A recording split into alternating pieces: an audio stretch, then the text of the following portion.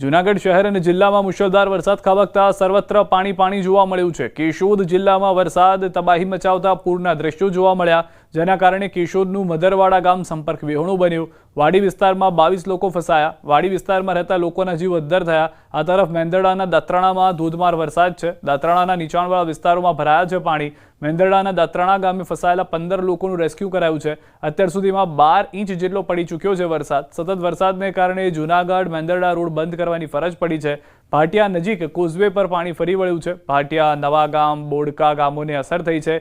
આલિદ્રા ગામમાં વરસાદી પાણી ઘૂસ્યા છે। ગ્રામ્ય પંથકમાં અનરાધાર વરસાદને કારણે બગડુ નજીક આવેલું બંદૂક્યો નદીમાં ઘોડાપૂર છે।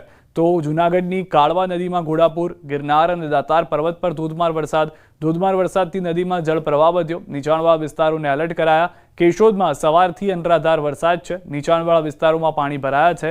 કૃષ્ણનગર વિસ્તારમાં ગોઠણડૂબ પાણી ભરાયા। મેંદરડામાં મુશળધાર વરસાદથી મધુમતી નદી ગાંડીતુર બની, જેના કારણે વંથલી તાલુકાના બંધાડા ગામમાં ઘૂસ્યા છે પાણી। વંથલીમાં ભારે વરસાદને કારણે કોટ પરિસરમાં પાણી ભરાયા। માળિયાહાટીનાનો ભાખરવડ ડેમ પ્રથમ વખત ઓવરફ્લો થયો।